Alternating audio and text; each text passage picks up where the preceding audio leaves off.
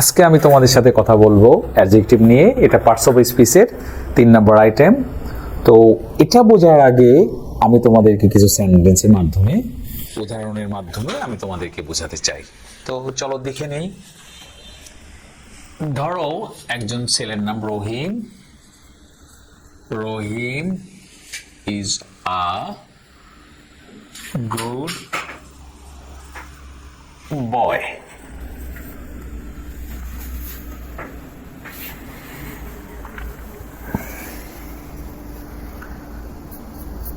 He is an honest boy. He has many storybooks.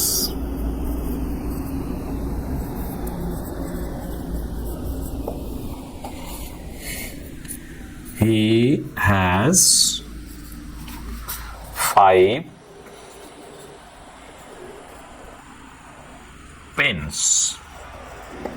তো আচ্ছা বলো তো দেখি, আমি প্রথম সেন্টেন্স লিখছি রহিম ইজ এ গুড বয়। সেখানে এই বয়ের সম্পর্কে বিশেষ কিছু তথ্য দিচ্ছে যে সে ভালো ছেলে, তাহলে নিশ্চয়ই এটা অ্যাডজেক্টিভ।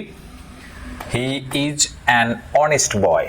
তো এই বয় সম্পর্কে আরো তথ্য দিচ্ছে যে সে সৎ, তাহলে এটাও adjective. He has many story books, এটাও তার বইয়ের পরিমাণ সম্পর্কে বলছে, নিশ্চয়ই বই সম্পর্কে বিশেষ কিছু তথ্য দিচ্ছে, তাহলে মেনি অ্যাডজেক্টিভ।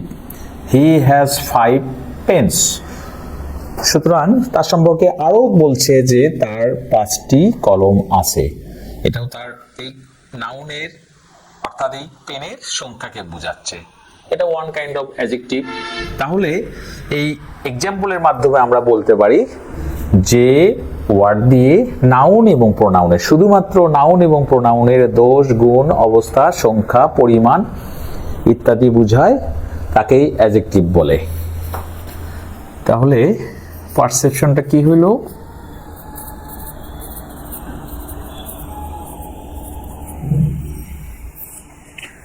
যে ওয়ার্ড দ্বারা নাউন এবং প্রোনাউনের দোষ, গুণ,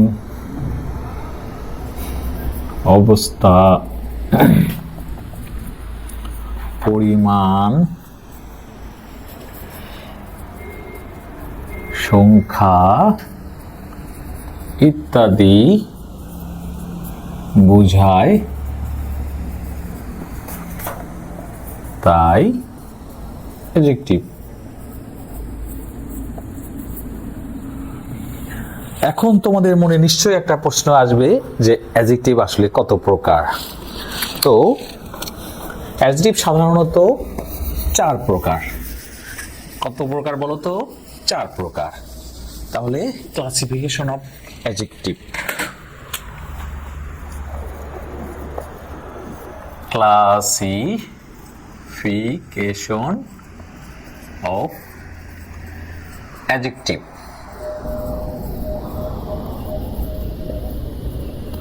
তাহলে অ্যাডজেক্টিভ সাধারণত 4 প্রকার।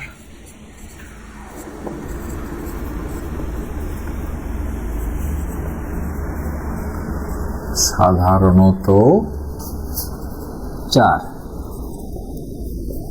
প্রকার, যথা 1 নম্বরে লিখতে পারি অ্যাডজেক্টিভ অফ কোয়ালিটি। নিশ্চয়ই কোয়ালিটি কথাটা তোমরা বুঝতে পারো কোয়ালিটির মাধ্যমে, যে কোয়ালিটি আসলে দোষ, গুণ, অবস্থা এই 3টা বিষয়কেই সে মিন করে। তাহলে অ্যাডজেক্টিভ অফ কোয়ালিটি দ্বারা কি কি বোঝায় বললাম? দোষ, গুণ, অবস্থা। তো আমরা কিছু তোমার বুঝতে সহজ হবে যে অ্যাডজেক্টিভ অফ কোয়ালিটি আসলে কোন ধরনের ওয়ার্ডগুলো। তো প্রথমে যেটা লিখবো গুড, খুবই সহজ, bad, nice, honest, kind, cruel,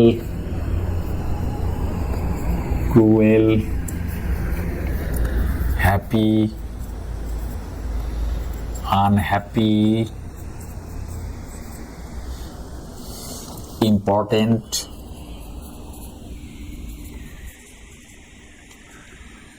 vital,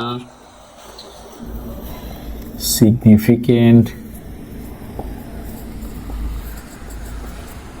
আমি কিছু অ্যাডজেক্টিভ অফ কোয়ালিটি কিছু ওয়ার্ড লিখলাম, এগুলো তোমাদের আসলে মডিফায়ার্সে লাগবে, কারণ মডিফায়ার্সে তো জাস্ট ডিরেকশনগুলো দেওয়া থাকবে, তোমাদের কিন্তু ওয়ার্ড পাশে লেখা থাকবে না। সুতরাং তোমাদেরকে বেশ কিছু ওয়ার্ড জানতে হবে যেগুলো দ্বারা তোমরা মডিফাইগুলো করতে পারবে।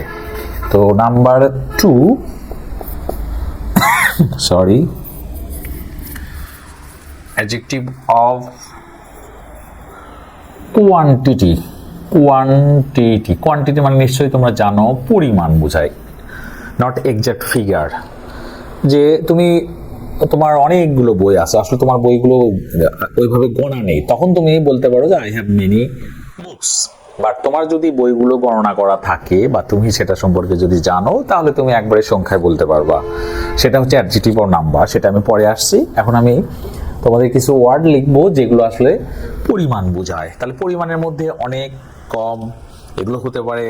আবার সেই পরিমাণগুলো, সেই সংখ্যাগুলো অনেক সময় দেখা গেল যে কাউন্টেবল নাউনের ক্ষেত্রে যেটা গণনা করা যায় সেই পরিমাণ, যেটা গণনা করা যায় না সেটাও এক ধরনের বেশি পরিমাণ, যেটা অল্প কিছু।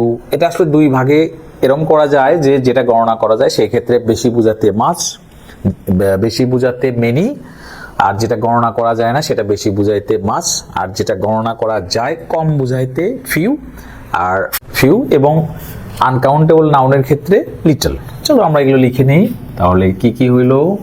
মেনি, মাছ দুটো দিয়েই বেশি বুঝায় কাউন্টেবল আর আনকাউন্টেবল নাউনের ক্ষেত্রে, অল্প ফিউ,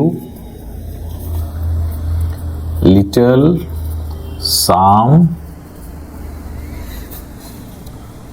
several,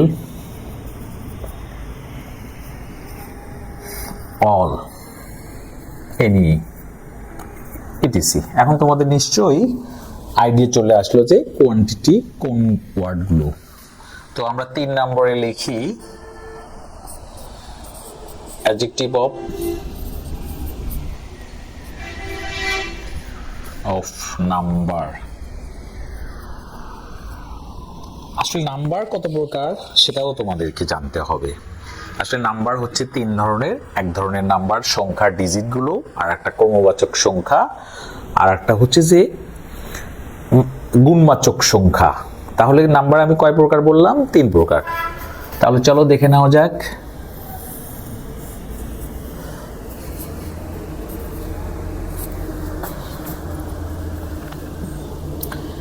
সংখ্যাগুলোকে বলা হয় কার্ডিনাল নাম্বার, যেমন 1, 2, 3, 4 এভাবেও লেখা যেতে পারে, 5। এটা আসলে অসীম সংখ্যা পর্যন্ত।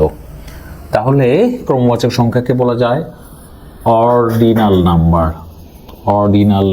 নাম্বার। সেগুলো কি কি হতে পারে? ফার্স্ট,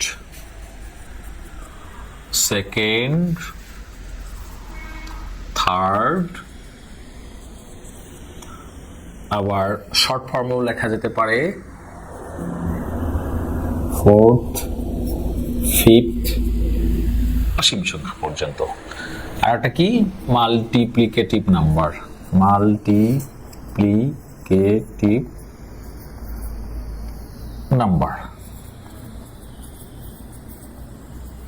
এগুলো কি কি? Single, double, triple. এরপরে ট্রিপলের পরে আর বলা যায় না, সেজন্য সেটাকে 4 গুণ 5 গুণ এভাবে লিখতে গেলে 4 ফোল্ড মানে গুণ, 5 ফোল্ড etc. তো তাহলে আমাদের এই পারসেপশন থেকে আমরা যেটা লিখছিলাম সেখানে আমরা কি কি পাইলাম? 10 গুণ অবস্থা, সেটাকে বলা হচ্ছে অ্যাডজেক্টিভ অফ কোয়ালিটি, আর পরিমাণকে বলা হচ্ছে অ্যাডজেক্টিভ অফ কোয়ান্টিটি, আর সংখ্যাকে বলা হচ্ছে অ্যাডজেক্টিভ অফ নাম্বার। তাহলে আমি শুরুতে লিখেছিলাম যে অ্যাডজেক্টিভ সাধারণত 4 প্রকার, আরও এক ধরনের অ্যাডজেক্টিভ বাকি আছে, সেটা হচ্ছে যে এটা সরাসরি কোনো অ্যাডজেক্টিভ নয়। যে প্রোনাউনের ক্ষেত্রে, যে প্রোনাউন তো তোমরা আগে জেনেছো যে প্রোনাউন 8 ধরনের, এর মধ্য থেকে 4 ধরনের প্রোনাউন আছে যেগুলো শর্ত সাপেক্ষে অ্যাডজেক্টিভের মতো কাজ করে। তাহলে এই ধরনের প্রোনাউনগুলোকে বলা হয় প্রোনোমিনাল অ্যাডজেক্টিভ। তাহলে কি হলো বিষয়টা? যখন তারা নাউন ছাড়া নর্মালি অবস্থান করবে সেন্টেন্সে, সাবজেক্ট হিসেবে হতে পারে, যেমন দিস ইজ আ পেন। এই দিসটা কোনো নাউনের পূর্বে আসলে বলি নাই আমি যদি বলি দিস পেন রাইটস ওয়েল, তাহলে নিশ্চয়ই এটা নাউনের পূর্বে এই দিসটা বসানো হলো। তখন সে এই পেন সম্পর্কে সে বিশেষ কিছু বলছে যে এই কলমটি কালো লেখে, সুতরাং এটা তখন অ্যাডজেক্টিভের মতো কাজ করবে। তখন এই ধরনের অ্যাডজেক্টিভকে বলা হয় প্রোনোমিনাল অ্যাডজেক্টিভ। তো চলো তাহলে এগুলো আমি লিখে তোমাদেরকে দেখাই। তাহলে প্রথমে আমি আগে 4টা সেন্টেন্স লিখব তোমাদের কনসেপ্টটা ক্লিয়ার করার জন্য। তাহলে তোমরা সহজেই বুঝতে পারবে যে আসলে কেন এগুলোকে প্রোনোমিনাল অ্যাডজেক্টিভ বলা হয়। So my pen is black, this pen writes well, which pen do you want?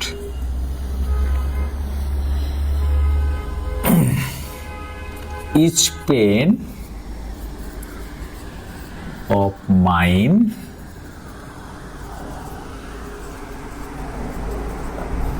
writes well. তো খেয়াল করো যে পেন হচ্ছে নাউন, তার পূর্বে আমি লিখেছি মাই নিশ্চয়ই তোমরা জানো যেটা অধিকার বোঝাচ্ছে, এজন্য এটাকে বলা হচ্ছে পসেসিভ প্রোনাউন। তারপরে দ্বিতীয় বাক্যে দেখো পেনের সামনে লেখা আছে দিস, তো এটাও নাউনের পূর্বে অবস্থান করছে। তাহলে এই দিসের ভূমিকা এই সেন্টেন্সের জন্য প্রোনোমিনাল অ্যাডজেক্টিভ। তারপরে আসো থার্ড সেন্টেন্সে এই পেনের সামনে লেখা আছে হুইচ এবং লাস্টে কোশ্চেন মার্ক দেওয়া আছে। তাহলে এটা প্রশ্ন করা হয়েছে which pen do you want, তুমি কোন কলমটি চাও। দেখো এখানেও পেনের সামনে হুইচ আছে। তো WH ওয়ার্ডগুলো আমি প্রোনাউনের সময় বলেছিলাম যে এগুলো রিলেটিভ প্রোনাউন হিসেবেও কাজ করে এবং যখন প্রশ্ন করা হয় তখন ইন্টারোগেটিভ প্রোনাউন। তো এই জায়গায় এই WH ওয়ার্ড হুইচ প্রশ্ন হিসেবে প্রশ্নের জন্য লেখা হয়েছে, তাহলে নিশ্চয়ই এটা ইন্টারোগেটিভ প্রোনাউন। এই সেন্টেন্সের ক্ষেত্রে এটা প্রোনোমিনাল অ্যাডজেক্টিভের মতো কাজ করছে। কেন বলো তো? এই যে নাউন, এটা পেন হচ্ছে নাউন, তার সামনে হুইচ লেখা হয়েছে। আর যখন বলা হবে যে হোয়াট ইজ ইওর নেম, সেই ক্ষেত্রে কিন্তু হোয়াটটা কোনো নাউনের পূর্বে অবস্থান করে নাই, তখন সেটা নিশ্চয়ই ইন্টারোগেটিভ প্রোনাউন হিসেবে কাজ করবে। কিন্তু এই বাক্যে এটা অ্যাডজেক্টিভের মতো কাজ করছে। তো শেষ বাক্যে দেখো যে is pen of mine writes well, আমার প্রতিটি কলমই ভালো লেখে। তো এখানে আমি পেনের সামনে ইস লিখেছি। ইস হচ্ছে ডিস্ট্রিবিউটিভ প্রোনাউন। তাহলে 4 ধরনের প্রোনাউন যখন তারা নাউনের পূর্বে অবস্থান করে তখন তাদেরকে প্রোনোমিনাল অ্যাডজেক্টিভ বলা হয়। তো কি কি লিখলাম আমি? My possessive pronoun, this demonstrative pronoun, which interrogative pronoun, each distributive pronoun. তাহলে এখন আমরা লিখব পসেসিভ। আচ্ছা, এখন আমরা লিখব যে প্রোনোমিনাল অ্যাডজেক্টিভ কোনগুলো।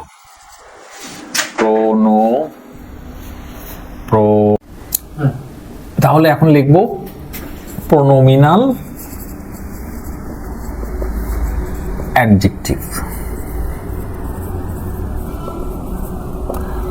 তো তো আসলে প্রোনোমিনাল অ্যাডজেক্টিভ কি এটা আমরা লিখে নেই, যে যে প্রোনাউনগুলো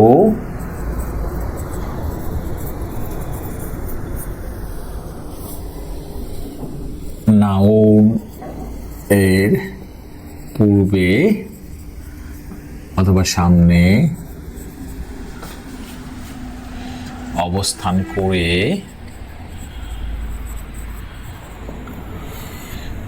অ্যাডজেক্টিভের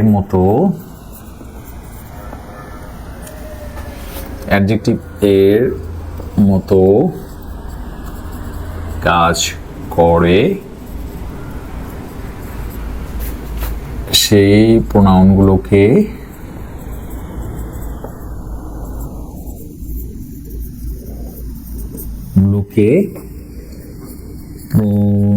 প্রোনোমিনাল অ্যাডজেক্টিভ বলে। নিশ্চয়ই তোমাদের ধারণাটা এখন পরিষ্কার। তো আমরা লিখে নেই যে সাধারণত 4 ধরনের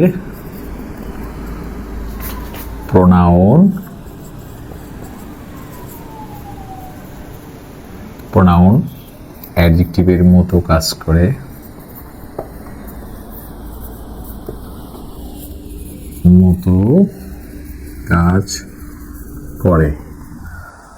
যথা নাম্বার 1 পসেসিভ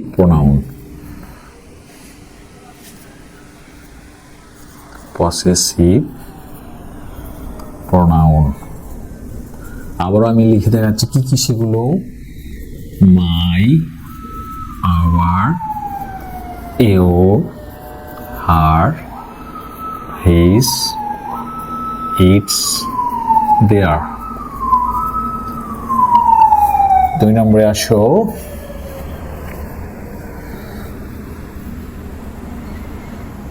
ইন্টারোগেটিভ প্রোনাউন।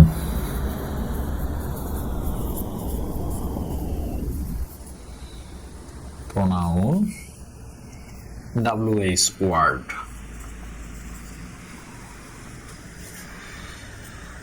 3 নম্বরে আসো ডিমনস্ট্রেটিভ প্রোনাউন। কি কি? 4টা। তোমরা পূর্বেই জেনেছো, যে তাও আরেকবার আমি তোমাদেরকে বলে দিচ্ছি। দিস, বহুবচন দিস, দ্যাট, বহুবচন those. Last one is distributive pronoun. Distributive pronoun কি কি এগুলো? এটাও 4টা। Each, every, either, neither.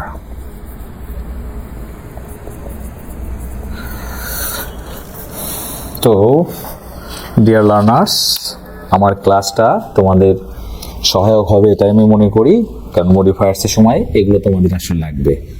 তো এগুলো তোমরা আবার একটু পড়ে নেবা এবং মনে রাখবে, ধরে রাখবা। আর যদি ভুলে যাও আবারও ভিডিওটা দেখে নিবা। তো আজকে এই পর্যন্তই। আমার এই ভিডিও যদি তোমাদের ভালো লেগে থাকে নিশ্চয়ই শেয়ার করবা, লাইক দিবা। তো ভালো থাকো সবাই।